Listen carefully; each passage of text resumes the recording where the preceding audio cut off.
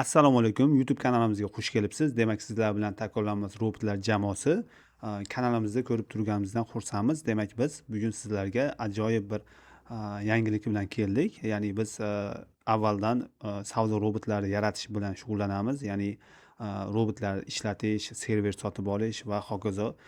Umumiy olganda xizmatlarimiz ham bor. Xizmatlarimizni Telegram kanalimizdan topishingiz mumkin. Batafsil ma'lumot. Asosiy xizmat bu savdo robotlarini yozish. Hozirda ko'pchilik bu narsaga qiziqadi, avtomatik savdoga. Va bu avtomatik savdoni biz yanayam rivojlantirib bitta yangilik qildik. Mana shu videoda mana shu yangiligimiz haqida batafsil ma'lumot olishingiz mumkin. Demak, biz boshladik.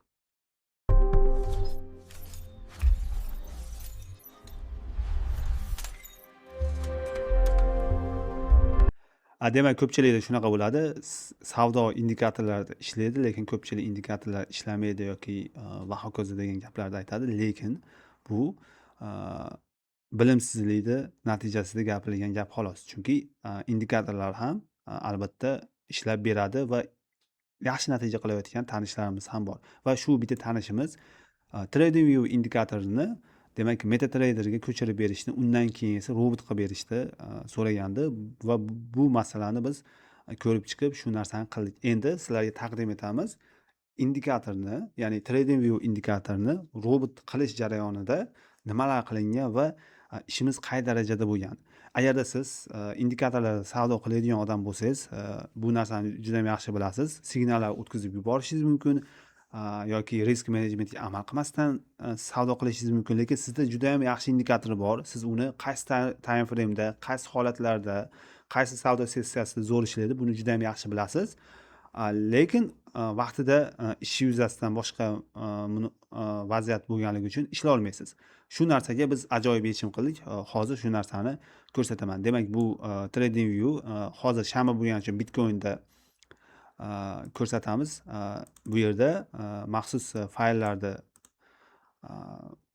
tayyorlab qo'ydim. Kelinglar bu haqida gaplashamiz. Xullas, bu videoning asosiy maqsadi sizlarga taqdim etayotgan yangi xizmatimiz bo'ladi. Bu xizmat Pine tilida yozilgan, ya'ni TradingView indikatorlarini birinchi navbatda MetaTrader indikatorlariga aylantirish bo'ladi. Birga bir vaziyatda, birga bir holatda aylantiriladi. Ya'ni qayta yozib chiqiladi. Indikator, ya'ni TradingView MetaTrader'ga ko'chiriladi. MetaTrader'da ishlatish anchalar qulayroq kompyuterda. Chunki bu yoqda TradingView'ni ochgan holatda uni signallarini ko'rib, MetaTrader'da bitim ochishi noqulay, keyin brokerning narxi bilan TradingView narxida farq qiladi. Undan keyin esa mana shu MT5 dagi indikatorni demak robotga aylantirish. Bu yuqorida aytganimdek avtomatik savdo qiladigan robotga to'laqonli aylantirish imkoniyati bor bizda. Shuni jonli o'sha qilingan ishimiz bo'yicha, yaqinda qilingan ishimiz bo'yicha namunaviy qilib ko'rsatib beramiz. Sizlarga bu ishimiz ma'qul kelsa, albatta videosida admin maxsus lichkasi bo'ladi. Telegram orqali bog'lanib bemalol buyurtma berishingiz mumkin shu ishga. Keling bu ishni ko'rib chiqamiz.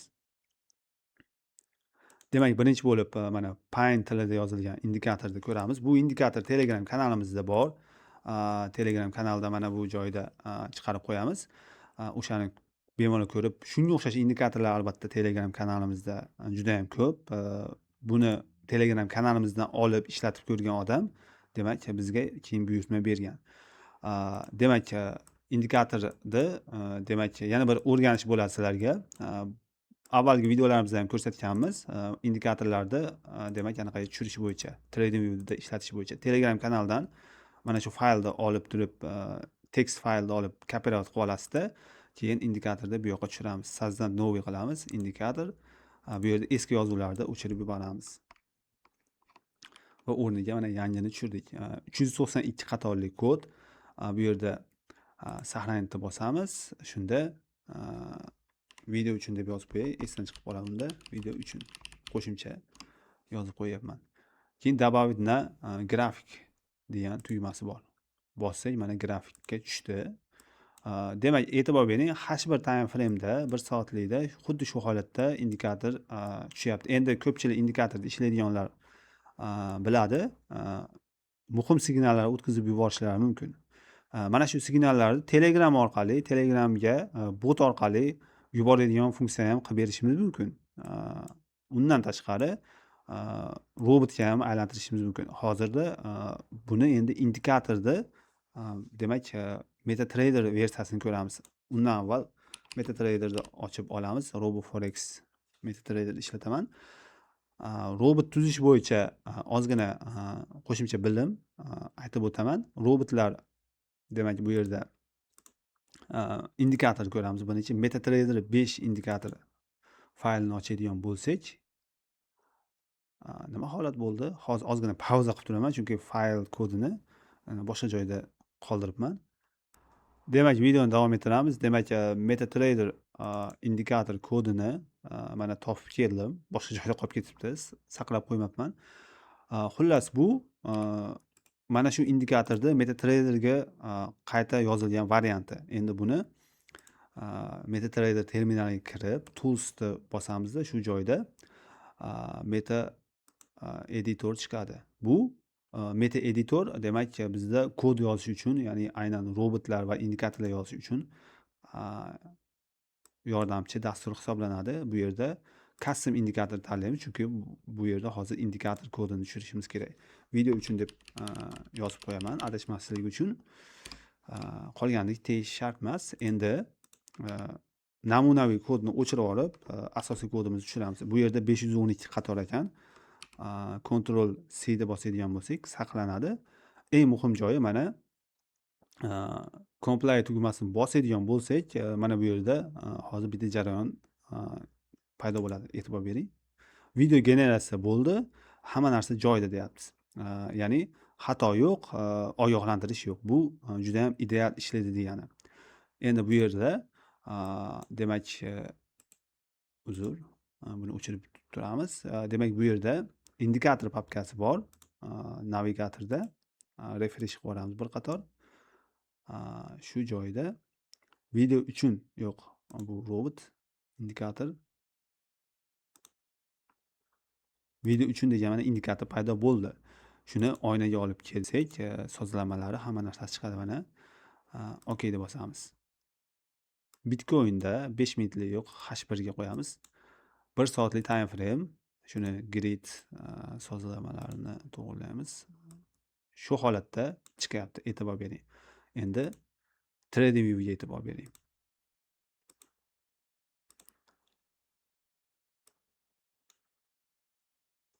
Bu yerda signal buy, stop loss mana bu yerda, take bu yerda, hamma narsasi joyida. Mana bu yerdan signal, sell signal, mana bu yerdan buy signal.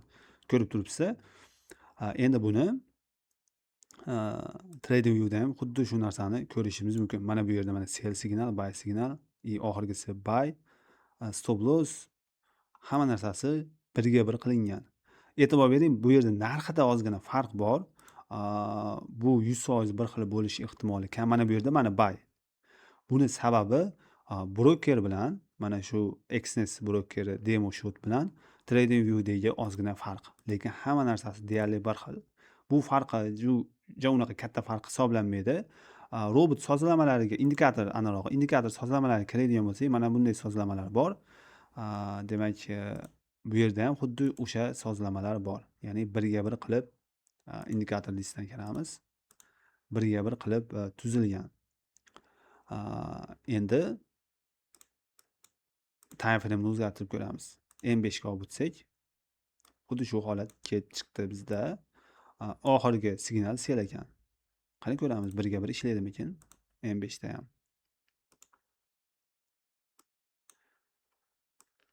Xullas mana birga bir qilib ko'chirganmiz. Bu yerdan sell signal beryapti. Entry mana bu yerdan, chunki mana yaqinlashtirib ko'rsak, ko'pchilik e'tibor bermaydi shunga. Sell signal berilgandan keyin keyingi shamdan tasdiqlanadi-da u narsa. Mana bu yerda sell turgani bilan ba'zi repainting qiladigan indikatorlar shunaqa xatosi bo'ladi. Sell signal turaveradi. Agarda tepaga ketib qolsa, sell signal yo'qolardi. Bu indikatorda ham Trading View versiyasida ham xuddi shunaqa narsa bor ekan. Endi shu joyda sell signal berdim. Mana bu shamdan hisoblanyapti. E'tibor bering, mana bu shamni ochilishiga. Yana ham yaqinroq qilamiz.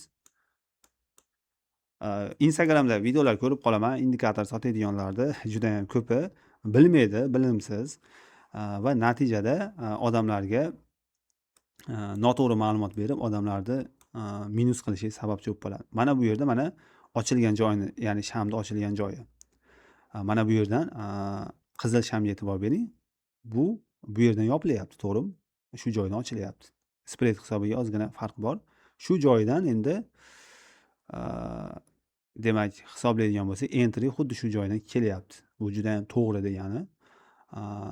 Lekin ba'zi Instagramdagilar mana bu yerdan kirdi deb hisoblaydi. Aslida u reklama qilish uchun. Xullas shunaqa. Mana hamma narsasi birga bir qilingan, zonalargacha birga bir chizilgan. E'tibor bering. Endi indikator shunaqa holat bo'ladi.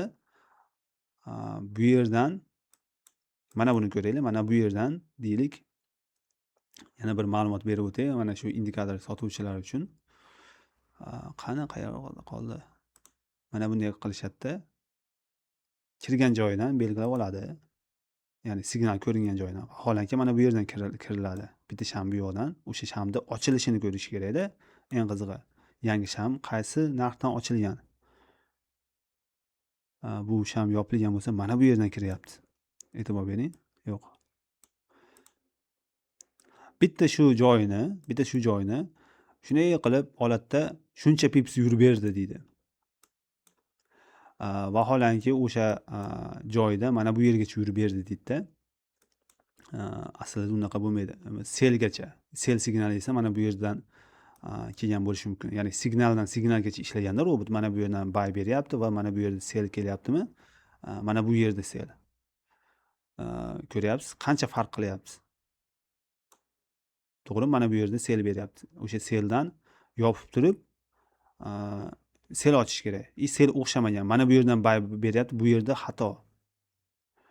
Sizlarga indikatorlarni sotish maqsadida juda ham shunaqa videolar ishlashadiki, o'zlari bilmaydi ishlatishni ham. Yoki 1 ga 2, 1 ga 3 mana bunda ham xuddi shunaqa TP1, 2, 3 lar bor. Siz TP1 gacha ishlashingiz mumkin yoki 2 gacha maksimallikda. O'shanaqa qilib ishlatadigan bo'lsangiz, demak, stop taxminan bu yergacha bo'lgan. Bunda ham adashmasam, xuddi shunaqa birga bir ishlatadigan bo'lsangiz, stabil foyda qilasiz, lekin buncha foyda qilmagan bo'lasiz aslida, chunki yopib yuborgan bo'lasiz uje. Uzr, chekinish bo'lib qoldi videoda. Tushuntirishga harakat qilyapman. Aldanib qolmanglar. Indikator sotib olishda shunaqa. Endi M5 time frame bo'lgani uchun signallar unchalik o'zi indikatorlar katta time frame'da yaxshiroq signal beradi-da, o'shaning uchun M5 da sal o'xshamagan signallari. Bu yerda ko'ramiz, e'tibor bering. Yuqorida aytganimdek, mana entrylargacha birga bir qilingan. Ozgina raqamlarda farq bor. Endi bu o'sha brokerning o'ziga bog'liq narsa. Deyarli farq emas-da endi u. Endi keyingisi robot. Endi xuddi shu indikator bizda bor, signallar kelyapti. O'zi TradingView'da tayyor indikator bo'lsa, bizga MetaTrader'ga indikator nima keragi bor degan savol berishingiz mumkin. Juda ham kerak, ayniqsa dasturchilarga kerak. MetaTrader indikatorlarini robotga aylantirish juda ham oson. Hozirgi paytda bizning imkoniyatimiz shunga bemalol yetadi. Har qanday MetaTrader indikatorlarni robotga aylantirib bera olamiz. Mana shundoq ham signal kelyapti. Robot bo'lsa shu signaldan bitim ochsa bo'ldi. Qolgani muammo emas. Endi robotni ko'rib chiqamiz. Demak, robotda papkaga kirib olamiz. Endi 3-chi, ya'ni MetaTrader robotga keldik. Buni ham faylni ochadigan bo'lsak, mana bu yerda kodi kelib chiqadi. Buni ham kopirovat qilamiz. Endi buni Bitcoin yangi oyni ochib, undan avval meta editoriga kirib, new deb bosamizda, demak robot, ya'ni birinchida turgan expert advisor deb bosamiz. Shu joyda nom video uchun deb saqlab qo'yaveraman, robot deb qo'yaveray. Video uchun robot. Next, finish. Endi shu joyda demak, bu 326 qator bo'ldi. Buni ham complete tugmasini bosamiz. Ana bo'ldi. Shu bilan demak bu yerda indikator emas, Experts'da, ya'ni robotlarda video uchun robot fayli paydo bo'ldi. Shuni oynaga olib keladigan bo'lsak, namunaviy robot deb yozib qo'yganman. Bu yerda robot sozlamalari. Endi e'tibor bering. Eng muhim jihati. Sizda TradingView indikator bor deylik, misol. Mana TradingView indikator. Siz mana shu joydan bitim ochyapsiz. Da misol TP1 2 ga borganini bilish uchun TradingViewga kirasizda, o'sha kirib turib borsa yopishingiz kerak yoki qanaqadir ishingiz chiqib qoldi, uxlash kerak, boshqa har xil vaziyat bo'ladi. Shu joyda TP1 ga borganda yopadigan plan qildingiz. Xuddi shu indikatorda. Mana bu yerdan entrydan mana bu yerdan entrydan buy kiryapti. Shu joyda TP1 ga bordi. Bo'ldi, yetadi menga bir do'zi. Yopsin. 1 ga 1 nisbatda ishlayveraman yoki 1 ga 2 maksimal ishlayman deyilsa, mana bu yerga borganda yopiladi. Xo'p, shu joyda robotning nastroykasida shunaqa narsa bor. Bu demak, lot hajmini kiritsa bo'ladi и yopilishi qanday edi?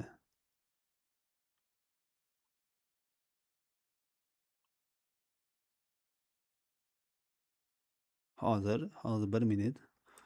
Filtrlar, risk management, take profit darajasi, error, risk reward, mana shuni 1 ga o'zgartirib qo'ysak bo'ldi. Ya'ni TP1 ga borganda yopadi. Endi bu indikatorda TP5 gacha bor. Har bitta indikatorga buni moslashtirilgan holatda qilinadi yoki hattoki TP1 ga borganda 30% da yopsin, TP2 da qolgan 30 ni yopsin va hokazo qilib yuborish mumkin. Robotning yana bitta zo'r jihati bu signaldan signalgacha ishlash. Ya'ni bu yerda endi batafsil tushuntirmayman robotning sozlamalarini. Bu yerda mana teskari signal kelsa yopish degan joyda true yozilib turibdi. Bu tasdiq degani, ya'ni mana shu narsa ishlaydi. Teskari signal kelsa, ya'ni buy signal TP1 ga yetib bormasa ham sell signal kelsa sirazi yopadida, sell signal ochadi. Bu nimaga kerak? Ayni super trend, Donchian indikatorlari, shu kabi indikatorlar uchun kerak. Misol uchun mana bu yerda buy bergan va bu yerda sell berib yuboryapti. Sellni o'sha yana indikator sotuvchilarga murojaat qilamiz. Mana bunday qilib olishadi. Aslida mana bu yerdan kirgan bo'ladi. Robot ham xuddi shu joydan kiradi. Chunki u bu yerda signal xato hali paydo bo'lmagan bo'ladi. Shu joyda endi sell ketib qolyapti shundoq ham. Shu joyda buy TP1 ga yetib bormaganmi, yopib yuboradi bitimda. Yopib turib, bu yog'iga sellga qarab ketaveradi. Endi bu yerdan yana sell ketyapti, buy ketyapti. Take 1 mana bu yerda turibdi yoki take 5 ga qo'yib qo'ygansiz. 5 taxminan mana bu yerda bo'lsa, ketib qolishi mumkin u tepaga. Buy beryapti, buy ochyapti mana bu yerdan. Buy o'xshamasdan, ya'ni sell yurayotganda, ya'ni super trend indikatori shunaqa asosan bu yerdan sell ochadi. Keyingi sell mana o'xshab beryapti. Juda ham zo'r aqlli ishlaydi shunda robot. Odam bunaqa ishlay olmasligi mumkin. Shu tomonlama siz o'z indikatorlaringizni, ya'ni qaydandir TradingView'da indikatorlar juda ham ko'p, bepullari siz hozir ishlatyapsiz, lekin shuni robot qilish kerak bo'lsa, mana sizlarga tayyor imkoniyat, tayyor xizmat.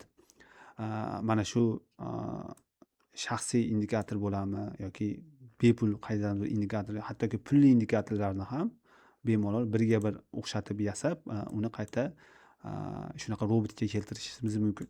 Buni imkoniyatlari yuqorida aytganimdek shunaqa zo'r bo'ladi.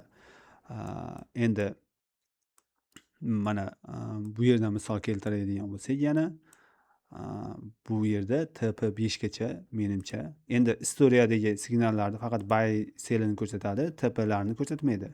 Taxminan endi ATR kattaroqqa o'xshayapti bu paytda. Adashmasam o'shaning uchun stop ham kattaroq bo'ladi, tek ham shunga yarasha kattaroq bo'lgan. Shu holatda bo'lgan deylik. TP5 ga qo'ygan bo'lsangiz, nastroykasini bu joyda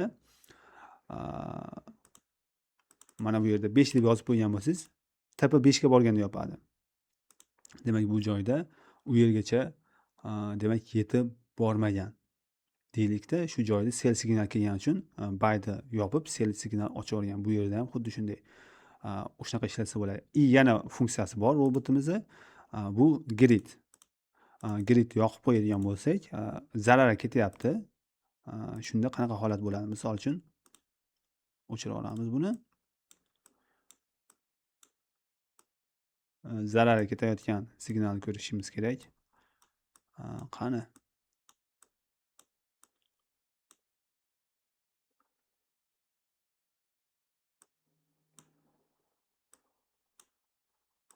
Nimagadir tushuntirishga yaxshiroq signal ko'rinmayapti. Mana bu yerda deylik, sel signal kelyapti. Teskari signal ochish funksiyasi o'chiq. Ya'ni selni o'chirib bayo olib kerak. Buni o'rniga nima bo'ladi? O'zi buni o'rniga yana bitta sel ochib ketaveradi har bitta oralig'ida. Sel va hokazo. Ya'ni grid, tor sistemasi shu joyda qaytib kelib umumiy bitta joyga yetib kelganda foydaga yopib yuborishi mumkin. Shu joyda mana bu yergacha sel tortib keladida, boshqa signal anaqa qilmaydi. Mana bu yerda normalniy foydaga yopadi. Endi buni ham ishlatadigan odamlar bor. O'zi grid robotlar bor bilsanglar, lekin signal asosida ham grid qilish mumkin yoki martingale qilish mumkin. Birga bir nisbatda ishlatyapsiz. Sel signal keldi, stopni oldi. Keyingi signal byni inobatga olmagan, keyingi signal ham sel, yana stopni oldi. Lekin martingale qiladi. Misol martingale qiladida, undan keyin byni ochadi. Misol mana bu yerdan by ochdi, by tekni oldi. Ikkala zararni qoplab yuboradi martingale evaziga. Shunaqa funksiyalargacha demak robotda bor. Mana demak martingale funksiyasi bor, risk management. Mana martingale yoqish funksiyasini yoqib qo'ysak bo'ldi. Endi yana bitta plyusi, siz indikatorni ishlatyapsiz, deylik, necha lot bilan kirishni bilmaysiz.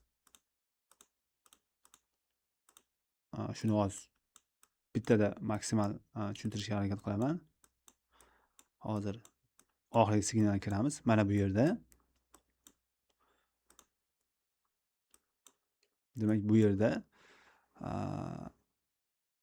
buy ochyapti, entry TP1 ga bordi, yopildi. Stop loss 1 ga 1 nisbatda. Stop loss bu yerda ekan. Yo, TP1 mi? TP2 ga boribdi deylik. Yo, TP1 mana bu yerda ekan. Bo'pti, TP1 ga bordi deylik. Chunki hali yetib bormabdi. Shu holatda ATR asosida stop loss aniqlaganligi uchun stop loss shuncha bo'lyapti. Misol uchun 2431 pips bo'lyapti deylik. Endi bu Bitcoinning anaqasida. Lekin boshqa joyda stop loss boshqacharoq bo'ladi. Time frame'da, misol time frame'ni o'zgartiradigan bo'lsak, stop loss kattaroq bo'lishi mumkin, mana ko'rishingiz mumkin. Entry kichikroq ekan. Demoqchi bo'lganim, stop lossga qarab turib, siz qancha risk qilayotganini bilmaysiz. Uni hisoblab chiqishda yo'li bor. Buni yaxshi tushunadiganlar ham bor, lekin ko'pchiligimiz tushunmaymiz. Signal keldimi, lot hisobida $1000 ga 001 lot ochaman deydi va hokazo. Robotda bunaqa funksiya bor. Ya'ni foizlarda, ya'ni balansingiz aytaylik $1000 pul bo'lsa, balansingizda agarda 1% risk qilmoqchi bo'lsangiz, shu joydan entry bo'lyaptimi? Mana bu yerdan entry bo'lyapti. 1% risk qilmoqchi bo'lsangiz, shu stop lossgacha bo'lgan masofani hisoblaydi, hisoblab turib, ichida agarda 001 lot ochsak, misol uchun mana bu yergacha ketsa deylik, qancha minus bo'lishi mumkin? $7 minus bo'lyapti. Lekin bizga demak $1000 pulimiz bor. $70 yoki $100 risk qilishga tayyormiz deylik, 10%. Bu aslida katta, lekin 001 o'rniga 0.10 ochsa, shunda $70 demak risk qiladi shu bitimni o'ziga. Xullas, robot birarda 0.05 lot ochadi, birarda 0.02 lot ochadi. Chunki stop loss qancha katta bo'lsa, demak stop loss qancha katta bo'lsa, ochgan bitimiz shuncha ko'p zararga kiradi. Shuning evaziga lot hajmi ham katta bo'ladi. Kichik bo'ladi. Stopingiz kichkina bo'lsa, lot hajmi kattaroq bo'laveradi. Mana stop qancha kichik bo'lsa, lotni kattaroq ochish mumkin. Shunda har bitta signalga 1% risk bilan kiradi. Yoki 2%. Uni o'zingiz belgilab qo'yishingiz mumkin. Mana lotni hisoblashni ikkita turida fixed, ya'ni o'zgarmas lot turibdi, doimiy lot. Balansga nisbatan foiz. Shunda savdo uchun risk foizi shu 1% ni 2% qilinadigan bo'lsa, balansga nisbatan 2% risk qilinadi. Va eng muhimlaridan biri mana shu xizmatimizni o'sha indikatorlarni test qilib chiqish. Ya'ni siz indikatorda mana bunday ko'rib turib test qilasiz, lekin e'tibor bering. Hozir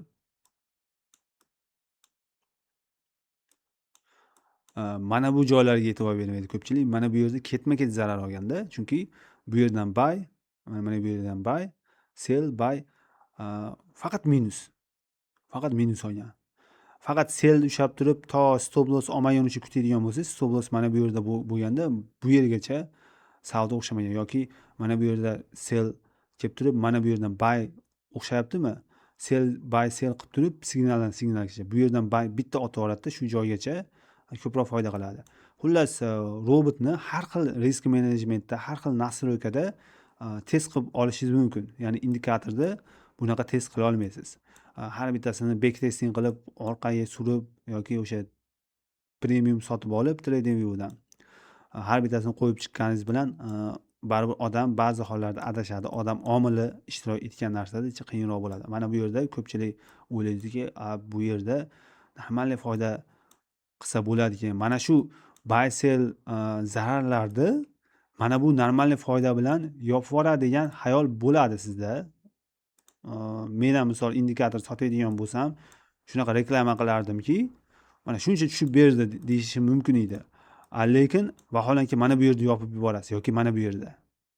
Chunki shuni yuzida tepaga ketayotgan paytida uje psixologik odam anaqa qiladi-yu, yopib yuboraman deydi, yopasiz. Shuning uchun bu yerdagi zararlarni mana bu yurish bilan qoplay olmagan bo'lasiz aslida. Indikator unaqa oxirigacha, ya'ni bozor qayerdan qaytishini bilmaydi indikator ham.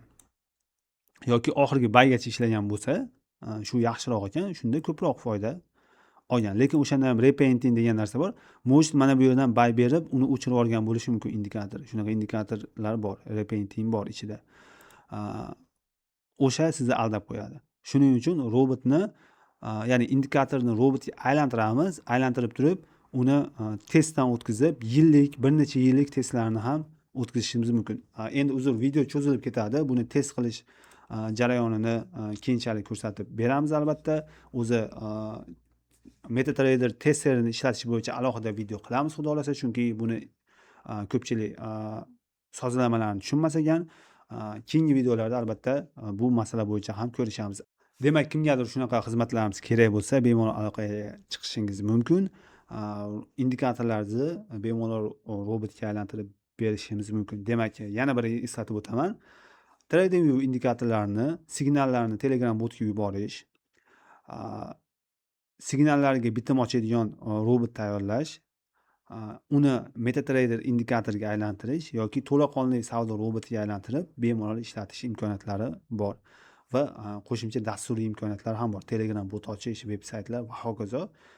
Dasturiy tomondan bizda imkoniyatlar juda ham yaxshi, bemalol buyurtma qilishingiz mumkin. Shaxsiy robotlaringizni brendlash ham imkoniyati bor, ya'ni logotip qo'yish boshqa. Biz namunaviy robot bo'lganligi uchun buyurtmachini o'sha logotiplar bu yerda joylashgan shunaqa brendiviy joylarni o'chirib yuborganmiz. Shuning uchun